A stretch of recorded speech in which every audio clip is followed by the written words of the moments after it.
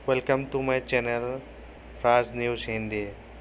Latest update के लिए like और सब्सक्राइब दोनों कर दीजिए। Thank you guys. जानिब से मुस्लिम लीग नून के रहनुमा अयाज सादिक साहब के खिलाफ कार्रवाई का इंदिया दिया गया है। वफाकी वज़ीर इत्तलात शिबली फराज साहब कहते हैं कि लीगी रहनुमा की कही हुई बात मुआफ़ी से अब आगे निकल चुकी है, अब कानून अपना रास्ता बना लेगा, जिम्मेदारों के खिलाफ कार्रवाई जरूर होगी।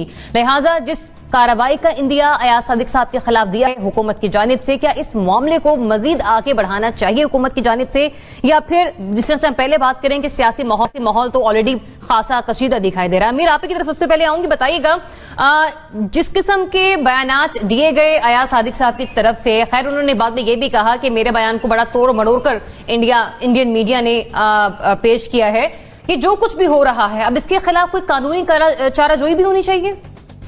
देखिए, एक तो ये माजरत के साथ इतनी बोधी किस्म की दलील है कि मेरे बयान को तोड़ मरोड़ कर पेश किया है। क्यों झूठ बोल रहे हैं कौन से? आपने एक बयान दिया है गलत, आप उस पर कायम रहे। अगर आपको लगता है कि आपने गलत दिया है तो आपके अंदर हौसला होना चाहिए। वो जो ख्वाजा आसिफ साहब ने कहा था कि कोई शर्म होती है, कोई हया होती है, कोई एथिक्स होते हैं, कोई ग्रेस होती है।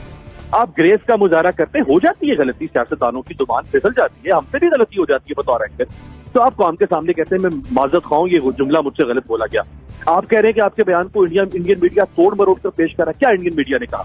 इंडियन मीडिया ने कहा कि अयाज सादिक ने कहा कि आर्मी चीफ के जो है वो पैर कांप रहे थे। क्या नहीं कहा आपने? इंडियन मीडिया ने कहा कि उनके माथे पर पसीना आया हुआ था। क्या आपने नहीं कहा? अब आपने जो विजाती बयान जारी कर दिया, आपने कहा कि जी ये तो मैंने इमरान खान के बारे में बात, जबकि बयान में आप ये फरमा रहे हैं असेंबली के फ्लोर के ऊपर कि इमरान खान तो मौजूद ही नहीं थे, वो तो आए नहीं। तो इमरान खान का आपको किसने बता दिया कि उसके पैर जो है वो घर बैठे कांप रहे थे?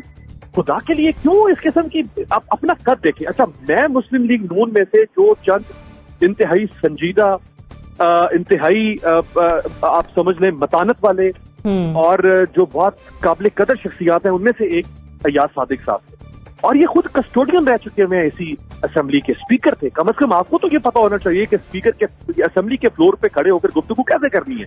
जब आप कुर्सी पर बैठ के कस्टोडियन के तौर पे असेंबली को चलाते थे तो उस वक्त इस किस्म की गुफ्तगू होती थी, तो आपका एज ए रेगुलेटर क्या किरदार होता था? आज आप खुद वो बात कर रहे हैं। और केस देखें, एक तो इनका केस अभी मेरे पास कुछ देर पहले ही वो मैंने एफआईआर देखी है, एक लाहौर के अंदर भी इनके खिलाफ एफआईआर की दरख्वास्त आ चुकी है सिविल जी, और एक जो है वो इस्लामाबाद में है।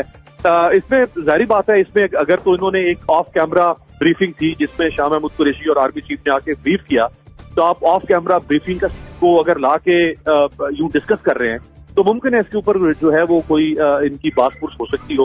और इसके अलावा इन्होंने, आप ये देखें ना, हमारा जो 1.5 साल का बयानिया था जरिया, आपको क्या बयानिया था दुनिया के सामने कि हम आपसे बदला लेने की इस्तात रखते हैं।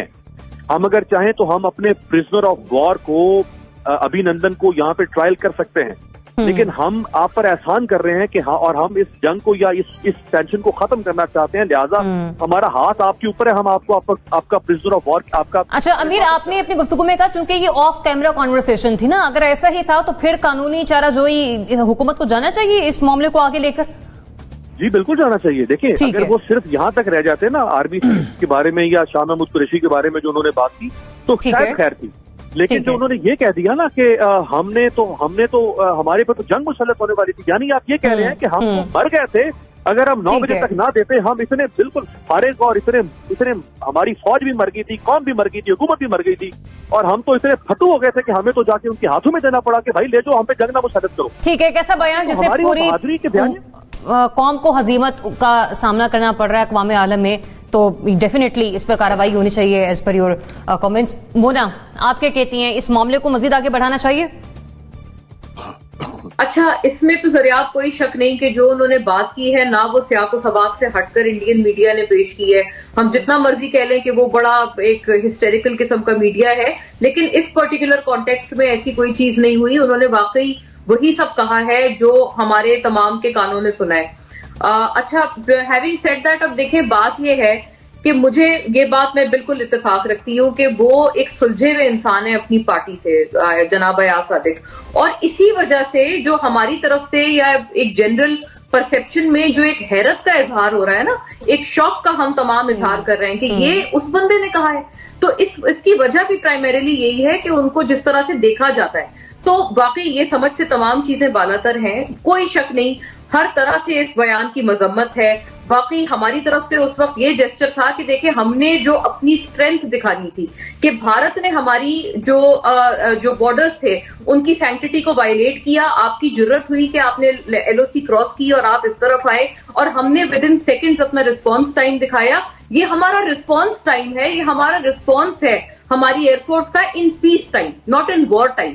تو یہ دراصل ہماری الرٹنس کو اور ہماری پاک افواج کی پوری جو ہماری جتنی بھی ہماری تمام تینوں جو افواج جو ہماری آرمڈ فورسز ہیں ان کی ایجلٹی کو یہ چیز دکھاتی ہے۔ تو یہ تو بہت بڑا فخر ہے، اس میں تو پوری دنیا اب ہمیں سراہ رہی تھی۔ ہم نے اپنی اسٹرینتھ دکھا دی ابھی نندن کو کیپچر کر کے، پھر ہم نے اسٹرینتھ دکھا کے ایک میگنینمٹی کا، ایک بڑے دل کا مظاہرہ کیا کہ جی چلیں یہ ہم نے کیپچر کیا، ہم نے دکھا دیا کہ ہم آپ کے ساتھ کیا کر سکتے ہیں، لیکن چلیں اس کو واپس لے لیں کیونکہ ہم ڈی ایسکلیشن چاہتے ہیں۔ یہ تو بات اپنی جگہ موجود تھی نا، لیکن یہ والی باتیں کرنا کہ جی ٹانگیں کانپ رہی تھیں، خواہ انہوں نے آرمی چیف کے بارے میں کہا، شاہ محمود صاحب کے بارے میں کہا، عمران خان کے بارے میں کہا، یہ میں سمجھنے سے میں بالکل اس پزل میں نہیں جانا چاہتی کہ وہ کیا کہہ رہے تھے اور کیا انہوں نے کہہ دیا، لیکن خیر جس کے بھی بارے میں کہا، یہ آپ نے ایک انڈین موقف کی یقیناً تائید کی، اتنی بڑی آپ نے آپ کی نیشنل پرائیڈ کو آپ نے نیست و نابود کرنے کی کوشش کی۔ یہ پی ٹی آئی پہ سٹائر نہیں ہے، یہ پاکستان پہ سٹائر ہے، یہ بہت بڑی ایک بات ہے۔ خیر مجھے پھر بھی لگتا ہے کہ اب اس معاملے کو ختم کریں، اب اس معاملے کو یہیں پر ختم ہونا چاہیے، اور یہ جو ایف آئی آرز وغیرہ کا سلسلہ ہے اس کا ریزن میں بڑا کیٹیگوریکلی بتانا چاہتی ہوں کہ اگر ایاز صادق صاحب کو گرفتار کر لیا جاتا ہے ایسے، کیا یہ معاملہ ہمیں لگتا ہے یہیں ختم ہو جائے گا؟ نہیں، یہ تمام پھر اور شروع ہو جائیں گے، آپ کو پتا ہے ایک اور بیان آئے گا، پھر دوسرا بیان آئے گا، پھر وہ جوش خطابت میں جیسے کہ ہم کل بھی ڈسکس کر رہے تھے، پھر کچھ نہ کچھ ایسا بیان دے دیا جائے گا جو کہ پھر ایک نیا پنڈورا باکس کھل جائے گا نا۔ دیکھیں گورنمنٹ کی طرف سے جو بیان آتے ہیں اس میں بھی سلپ آف ٹنگ ہوتے ہیں، پھر اس میں بھی جذبات بڑے ابھارے جاتے ہیں، وہ بھی جذباتی ہو کہ پلوامہ اور بالا کوٹ میں ڈسٹنگوش نہیں کر پائے گا فواد صاحب۔ ہاں تو یہ قصہ یہاں ختم تو نہیں ہوگا، اس کو ختم کریں، اور یہ خدا کا واسطہ ہے، یہ نیشنل سیکیورٹی کے معاملات سے یہ اپوزیشن اور گورنمنٹ کو چاہیے کہ اپنی ڈیبیٹ کو باہر نکالے، کوئی سنجیدہ مسائل پہ بات کریں، کوئی عوام کے مسائل پہ بات کریں، کہ کوئی باتیں ہوتی ہیں کرنے والی۔ اب ایاز صادق صاحب نے جو کہا وہ بالکل ڈیفینڈیبل نہیں ہے، انہیں اس پہ معافی بھی مانگنی چاہیے، لیکن ہمیں یہ بھی نہیں بھولنا چاہیے کہ وہ کس کے ریئیکشن میں انہوں نے اپنی سپیچ کی ہے۔ دیکھیں جب آپ کو گالی نکالی جاتی ہے، مطلب آپ کو غدار کہنا، ملک سے غداری میرے لیے تو اس سے بڑی گالی ہے ہی نہیں، جب آپ کو بغاوت کے مقدمات آپ پہ بنائے جاتے ہیں تو آپ کے پاس پھر کیا رہ جاتا ہے؟ آپ نے اس میں جواب دینا ہوتا ہے جس سے نقصان جو ہے وہ ملک کا ہو رہا ہے۔ تو پہلے تو اگر مقدمہ ایاز صادق صاحب پہ آپ بناتے ہیں تو پھر فواد چودھری صاحب نے تو پلوامہ پورا اپنے اوپر لے لیا ہے کہ جی پلوامہ میں ہم نے گھس کے مارا، اس پہ تو کوئی بات نہیں کر رہا۔ اس سے پہلے شاہ محمود صاحب نے جو سعودی عرب کے بارے میں کہا، ہمارے ٹھیک ٹھاک تعلقات کا انہوں نے بیڑا غرق کر دیا۔ اس سے پہلے رزاق داؤد صاحب نے جو چائنا کے بارے میں کہا، اس کی وجہ سے سی پیک پر بہت بڑا کوسچن مارک کھڑا ہو گیا، آرمی چیف کو چائنا جا کے معاملات کو سنبھالنا پڑا۔ تو کس پر آپ مقدمات بنوائیں گے؟ جو آپ کی اپنی سٹیٹمنٹس ہیں آپ ان کو دیکھیں یہ معاملہ چل پھر کے پھر لوگ کہتے ہیں کہ یار میرے بارے میں کہ یار یہ چل پھر کے پھر ادھر آ جاتا ہے کہ خان صاحب پہ تنقید شروع کر دیتا ہے۔ دیکھیں یہ ہم اس وقت یہ جو پولرائزیشن کی سچویشن ہے یا جو نیشنل سیکیورٹی کے معاملات کے ساتھ جو کھلواڑ ہو رہا ہے وہ کیوں ہو رہا ہے؟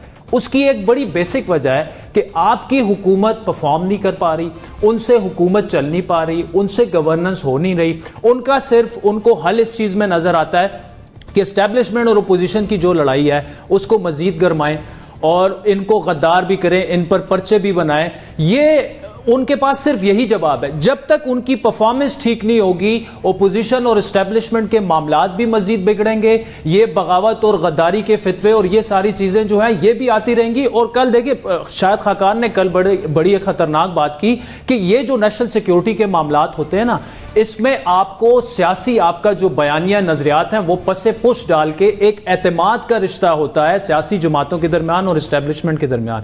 ذرا بات یہ ہے کہ چونکہ کسی کے خلاف کبھی کوئی ایکشن ہوا نہیں، لہذا ان گارڈڈ قسم کے بیانات اکثر سیاستدان دیتے رہتے ہیں، اور یہ اتنا بڑا المیہ ہے کہ ہر کوئی اپنی طرف سے، جیسے بھی عادل بات کر رہے ہیں فواد چودھری کی، کسی کی، بہت سارے لوگ، اور اس سے پہلے بھی، اور یہ میرا خیال ہے روکنے کے لیے شاید کوئی کارروائی کی ضرورت پڑے اور کرنا ہی چاہیے، تاکہ کسی کے منہ کو لگام تو ہو۔ لیکن جو ایاز صادق کا بیان ہے اس کا آپ فواد چودھری یا کسی اور سے نہیں موازنہ کر سکتے، اس کا موازنہ آپ ڈان لیگ سے کر سکتے ہیں، کیونکہ وہ بھی ایک ان کیمرہ بریفنگ تھی یا ان کیمرہ ایک آپ کی میٹنگ تھی جس کے مندرجات باہر لا کے تو اس طرح پبلک میں چھوڑے گئے، اور وہ بھی جھوٹ کی بنیاد پہ، اور یہ بھی جھوٹ من گھڑت کہانی، لیکن ان کیمرہ میٹنگ کے نکل کے اس کے مندرجات کے بارے میں بات کی گئی۔